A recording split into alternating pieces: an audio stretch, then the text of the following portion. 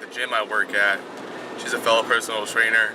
And the other day she was talking to me about how she was so confused as to what she's supposed to do and her calling in life, because she's applied to 3 different schools, but she's really had a sense of some sort of physical therapy on her heart as far as what she wants to do with her life. And so she, for some reason, talked to me and, said, I don't know what to do. And I said, well, you should probably pray. I mean, she's waitlisted on all 3 schools, and I think that's the most confusing part to her. That's where she's kind of found her, what am I gonna do? So I said, pray. You need to really trust God and seek Him for an answer on this thing. And I think He's really giving you the opportunity in this wait time, in this time of waiting, to seek Him for a real answer. And so she said, okay. I said a little bit more. I'm not gonna tell you everything I said, but it was along those lines with a little backup behind it. And so I guess she went home and did her thing and prayed to God. And she texted me this morning. That was this was on Thursday that I talked to her about this, and I got a text message this morning saying prayer does really work. I got into one of the schools she wants to get into, or she got into one of the schools she wanted to get into, and she said, well, I guess physical therapy really is what I meant to do. She said, wow, He really answers prayers quick. And my heart was obviously just filled with so much joy, not only for her because she got into the school, which was really awesome, because she really wants to get into the school. It's the school that I actually went to for vocal performance, but also it's really huge in the kingdom of heaven, because she also texted me back after I said, well, you know what, I told you that God really just wants a relationship with you, and if you put Him first, other things will fall into place. And she said, well, He's definitely got a relationship with me now. And my spirit was just jumping up for joy when she said that. So it's also huge in the kingdom of God, because God has really gained her heart in this, and I thank God that He responded so quickly and in such a way, in such a timely manner, that she realized that, wow, it was because of my prayers, and it is because God hears me. And so I'm making this video to kind of to give you some bullet points as to what to do with those miracles, with those blessings, with those I know moments of, well, I know that was God, that had to be God. So number 1, don't let people tell you that the things that God does for you, the miracles, the extraordinary things that happen to you, especially after prayers or fasting or something like that, or reading the Bible, don't let people tell you that those are coincidences. That is foolishness. And 9 times out of 10, it's people who don't know God and haven't experienced Him in that manner. So the only thing they have to lean on is the theory of just coincidence. Don't let people tell you that what God does for you, especially miracles, and I'm going to tell her this. I'm on my way to work right now, as you can see, I'm in the car. But I'm going to tell her this. Don't let people take that now, that thing that can empower you, and let people dim it down just because they didn't experience it, because they weren't there. They don't know the timing. They don't know how you prayed. They don't know how you felt when you prayed. And they certainly don't know how God works if they're telling you that something you prayed for coming to pass in such a timely manner is just a coincidence. That's 1. 2, because she said that He's definitely got a relationship with me now. We have experiences with God that brings us, that tend to bring us closer to Him. A lot of the times, and this isn't for everybody, and this is not all the time, but a lot of the time, God does things for us that bring us closer to Him, or we start to seek God more when we're in times of need or trouble or confusion, just like she was. And I know this through experience as well too. Several times I did this, and I went on this spiritual roller coaster of a relationship with God, where I would be all in the books, on fire for God, and then everything would start going well, and I kind of shy away from it, start doing my own thing, start feeling myself a little bit, as the world would say, or as my mom used to say when I was a kid. And and then things would, switch up. God would say, and I'm pretty sure now I realize that it was God saying, look, I need you to see that you need me all the time. So things would switch up. I'd be back at at the bottom of the crescent of the roller coaster, and I would be back at him on fire for God. So I got to a point where I was like, I'm tired of doing that. So don't let these situations and experiences with God get you all hot in the moment, and then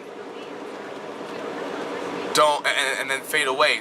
And it's not really the situations or the miracles or the experiences that you have with God that do that. It is you, or us. We have to stay linked up with God at all times. And our relationship with God is crucial when things are going good and when things are going bad. When things are going good and you are in line with God, you're more stable for when things start to go bad. You've been linked up with Him. And it's not that you work on your relationship with Him because things are going good. It's just that you know that in a second, things can start to go bad again. Or things can change. Your relationship with God, honestly, will affect your mind in such a way that you won't necessarily see bad as a bad situation. You see it as a trial. You see it as a fine-tuning period, a refining period, if you will. So your mentality changes as well too. So don't let God tell you. So number one, don't let people tell you otherwise. Don't let people tell you. Don't dim down your experiences with God.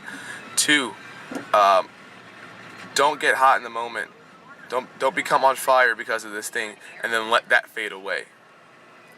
And number three, use this experience as a testimony to hold on to. Use these experiences to tell other people. We get these testimonies so that we can not only be empowered in our spirit because of our own personal relationship with God, but it's so that we can, tell other people as well too. And then use these stories, use these testimonies to encourage other people. So I just left the gym. I trained a client I had this morning, worked out, I got my protein shake. But I kind of wanted to finish off this video. I thought it was done, but I just went in there and talked to the same girl who I was speaking of. And she said that yesterday she also, like, to add to everything else, because she had her mom telling her, you gotta pray, and she's telling me, or she talked to me, and I said, you know what, you gotta pray, and she talked to somebody else at a place she goes to, and she said, and the person said, you gotta pray. So she talked to me, she was like, and on top of it, yesterday I was training my client after we talked, and they were like, well, do you go to church? When they mentioned to the person or their client that she was, confused about calling and stuff like that and getting into these schools, the person said, well, are you going to church, or have you tried going to church?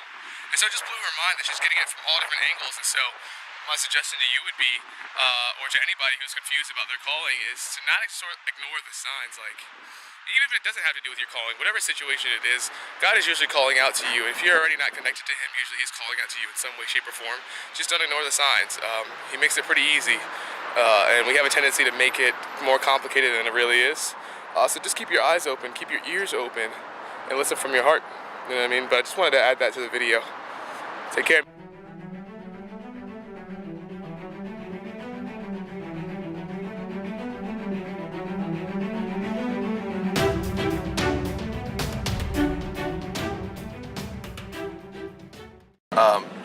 And I want to finish off this video by saying to all those who might be watching this video who don't believe in God, because there's a lot of people out there, and like I said, it might be you, saying that God is foolishness. The whole concept of God is foolishness. If there's a God, where is He? You've never shaken His hand, you can't touch Him. How do you know He's really real? How do you know all these things are in an experience? My question to you is, can you disprove God? Can you prove that He's not there? Now you might be asking yourself, well, can you prove that He is? And my answer to you is, through my experience and through the many coincidences I've been through, yes, I can prove that God is real in my life. I can't prove it for anybody else. But can you disprove him? And my second question to you is, have you ever tried it? Have you ever attempted to experience God for yourself? Have you ever read the Bible with the desire to actually learn from it? Have you ever applied the words of Jesus Christ in Matthew, and Luke, and John, and Mark? Have you ever thought about the reality of God and judgment? See, the thing is that if you can't disprove something, then you shouldn't be talking about it. If you can't disprove that something is real, then you shouldn't be talking about how unreal it is, because you can't prove that what you're saying is true, and you're guiding people down a path that is based off of your false beliefs, or not necessarily. Well, I know they're false, but they're just not backed up by any information. You've got 2.2 billion people on the earth professing to know Jesus Christ and to have a relationship with Christ, and you've been hearing through testimony, through word, through confession, the evidence of a reality, the evidence of the power, the peace, the love, the joy you get from a relationship with Jesus Christ. You've been hearing that from millions of people for thousands of years. Before the law of gravity, before a lot of the scientific facts that we've had today, you've been hearing about God. So be mindful of what you talk of. Make sure that what you're so gung-ho about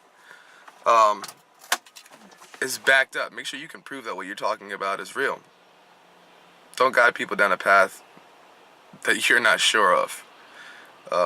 But God bless you, because you're not too far gone, and God still loves you. It might be hard to believe for somebody who, deliberately walks around and looks for opportunities to disprove God or to steer people away from Him, but God loves you unconditionally. And the key word there is unconditionally.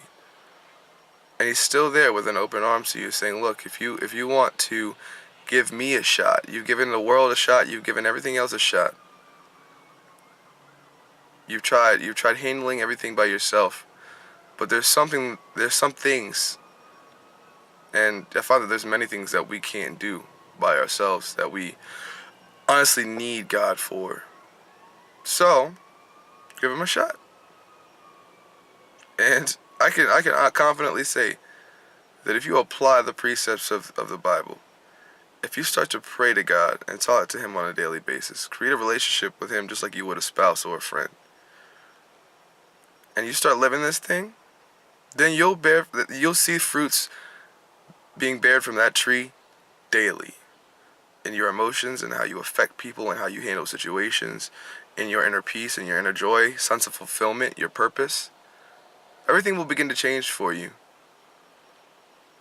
if you actually start to live this thing, and not just to read the Bible as a short story or as a book, but as a means for guidance in this life. You'll see the change, and I can confidently say that if you apply all this, and you don't see any fruits being bared, then stop doing it. I can confidently say that because I can guarantee you that if you give it a shot, you'll see the change in yourself and in the situations around you.